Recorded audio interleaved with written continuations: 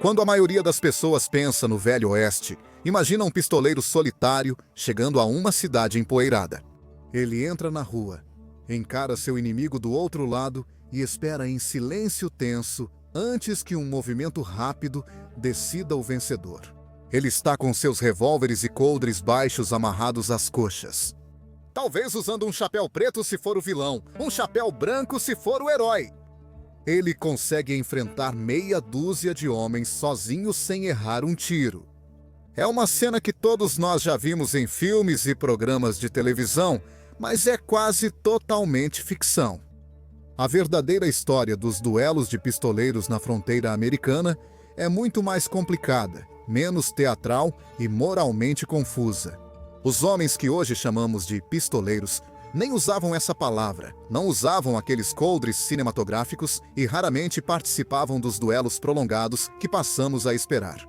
Tinham tanta chance de serem xerifes quanto de assaltarem bancos, às vezes fazendo ambos no mesmo ano.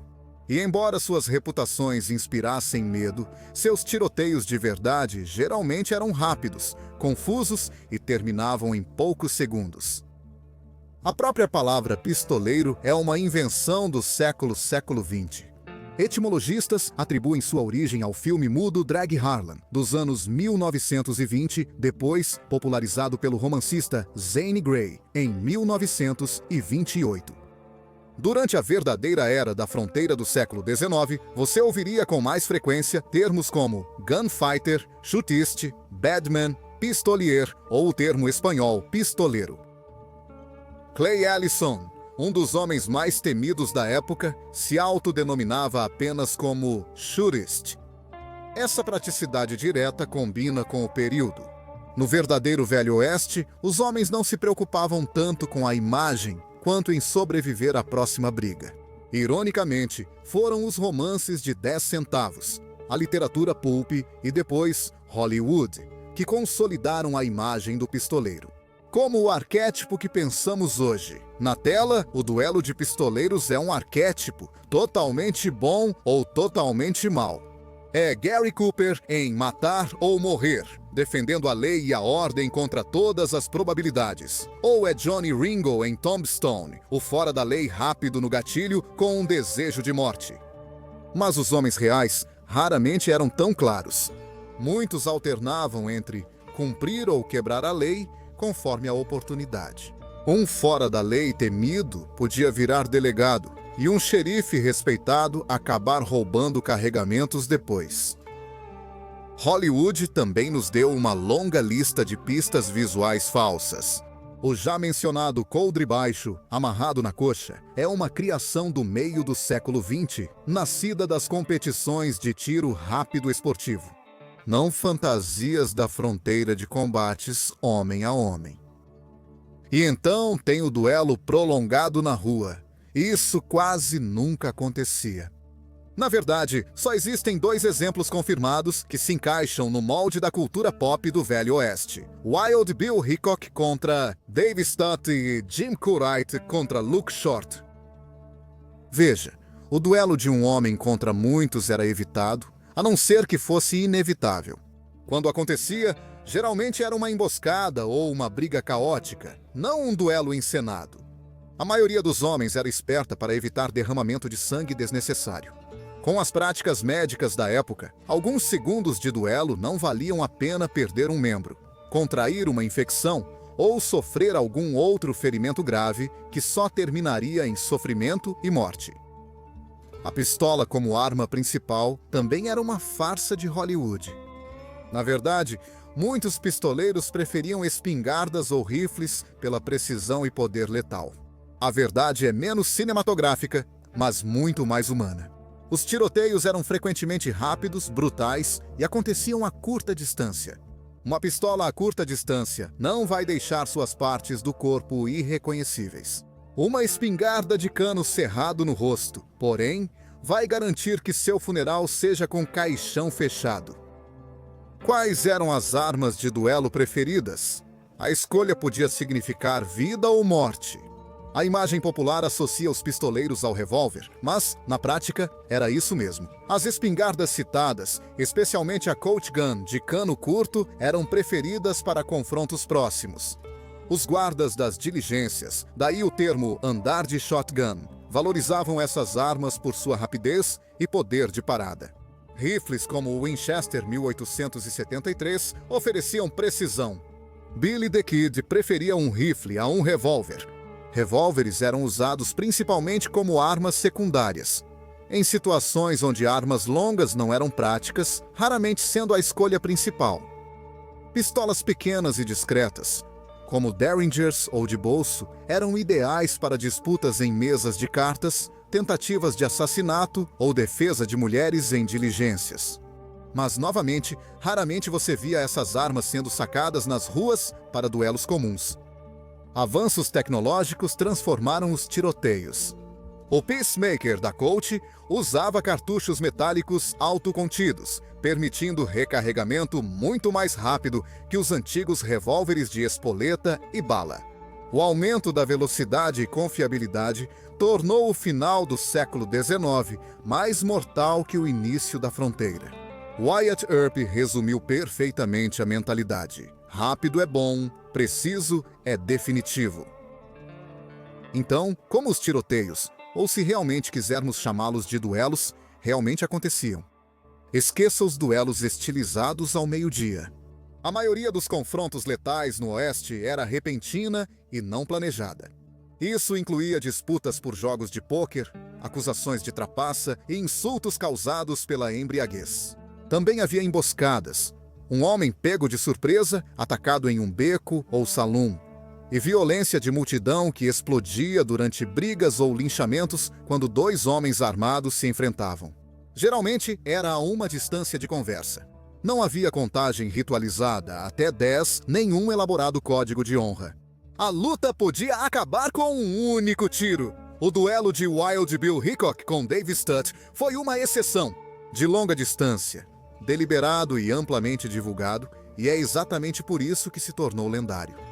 Em muitas cidades do Velho Oeste, essa violência esporádica e espontânea ficou fora de controle por um tempo. Na ausência de policiamento confiável, as cidades e os negócios tiveram que improvisar. Marechais e xerifes frequentemente patrulhavam centenas de milhas quadradas. Os sistemas judiciais contavam com juízes itinerantes que visitavam uma cidade apenas a cada poucos meses.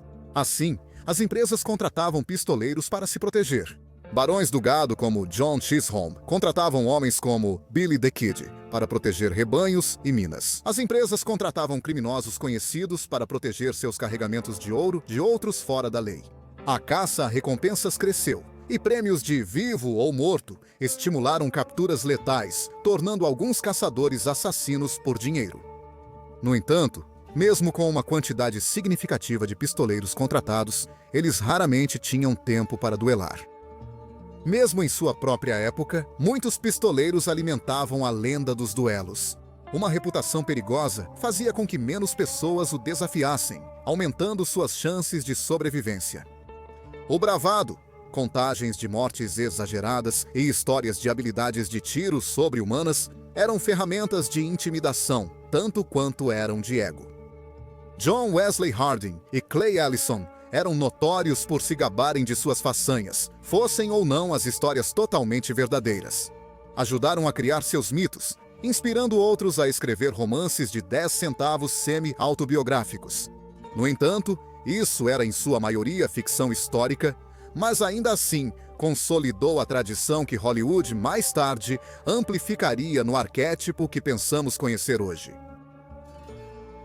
Embora já tenhamos falado sobre os duelos icônicos de Wild Bill Hickok ou Luke Short antes, existe na verdade outro duelo menos conhecido que tecnicamente ocorreu no Velho Oeste americano. Pode não ter ocorrido em uma cidade mineradora abandonada ou nas ruas desertas de uma cidade fantasma no deserto, mas o apelido de último duelo notável americano diz tudo. Apresento o lendário duelo Broderick Terry. Em meados de 1800, o antigo ritual do duelo de cavalheiros ainda resistia em algumas partes da América, mesmo com a maioria dos estados já tendo proibido essa prática. Na fronteira, e em estados do Oeste em rápido crescimento, como a Califórnia, a ideia de defender a própria honra com pistolas ainda tinha peso. Especialmente entre homens poderosos, para quem a reputação podia significar sobrevivência política. O duelo entre Broderick e Terry, em 1859, aconteceu nesse mesmo clima tenso, onde rivalidades políticas e desavenças pessoais podiam se transformar em formalidades mortais. David C. Broderick e David S. Terry já haviam sido aliados. Broderick, um senador dos Estados Unidos da América pela Califórnia e um feroz opositor da escravidão, havia falado muito bem de Terry quando ele serviu como chefe de justiça da Suprema Corte da Califórnia. Cheguei a defendê-lo quando ninguém mais fazia isso. Mas o cenário político mudava rapidamente. As crenças de solo livre de Broderick entravam em conflito direto com a inclinação pró-escravidão do sul de Terry. E quando Terry perdeu a reeleição para o tribunal em 1858, ele colocou a culpa em Broderick. A amizade se transformou em hostilidade aberta, com cada um minando publicamente o outro. Em 1859, a rivalidade política deles virou pessoal. O ponto de ruptura veio em setembro daquele ano, após Terry acusar os delegados do partido de serem instrumentos de Broderick. Broderick respondeu em conversa privada, chamando Terry de ingrato, miserável e maldito e questionando sua integridade. A notícia do insulto chegou até Terry, que não perdeu tempo.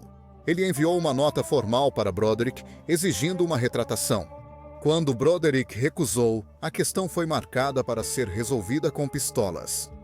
O duelo começou em público, mas a polícia o interrompeu. Os homens então escolheram um local mais isolado, um desfiladeiro perto do Lago Merced. 13 de setembro de 1859. As armas escolhidas por eles foram pistolas belgas de espoleta calibre 58, notórias por seus gatilhos sensíveis. A pistola de Broderick era tão sensível que disparava com o menor toque, algo que seus assistentes, leais mas inexperientes, não consideraram. Terry, por outro lado, conhecia bem as armas e havia praticado antes. Testemunhas oculares descreveram Broderick como tenso e rígido. Seu corpo inclinava-se estranhamente em direção a Terry, com o pulso preso em uma pegada rígida. Quando o sinal finalmente foi dado, sua pistola disparou antes da hora, e o tiro atingiu a terra sem causar danos. O tiro de resposta calculado de Terry acertou o alvo, atingindo Broderick no peito. Broderick resistiu por 3 dias antes de sucumbir ao ferimento em 16 de setembro. Suas últimas palavras, amplamente citadas pelos abolicionistas, foram: "Eles me mataram porque eu era contra a escravidão em uma administração corrupta." Seu funeral em São Francisco atraiu multidões, transformando-o em um mártir pela causa anti-escravagista. O caminho de Terry após o duelo foi turbulento. As autoridades emitiram um mandado de prisão contra ele, e apesar de resistir armado com amigos em casa, ele se rendeu após um acordo. Vários processos legais se seguiram, mas as acusações foram finalmente arquivadas. O duelo entre Broderick e Terry fez mais do que tirar a vida de um senador. Ele marcou um ponto de virada. A indignação pública levou a Califórnia a adotar leis mais rígidas contra duelos, marcando o declínio dos duelos de pistola como forma aceitável de resolver disputas. Apesar da violência e dos tiroteios ainda presentes na fronteira, esse duelo simbolizou o fim dos duelos de cavalheiros como forma respeitável de resolver disputas no Oeste. O episódio também consolidou o lugar de Broderick na história como um mártir abolicionista, sendo sua morte uma sombra política que se estendeu pelos 2 anos que antecederam a Guerra Civil. No geral, os duelistas lendários do Velho Oeste, o herói solitário e moralmente puro, ou o vilão completamente implacável, são mais produtos de romances pulp e do cinema do que de fatos históricos. Os verdadeiros homens da fronteira viviam em zonas cinzentas de moralidade, movidos pela sobrevivência, oportunidade e reputação. Seus tiroteios raramente eram duelos encenados, Suas armas eram escolhidas pela utilidade e suas lealdades eram flexíveis. A verdade não é tão limpa nem tão romântica quanto nos filmes, mas a verdade é muito mais interessante.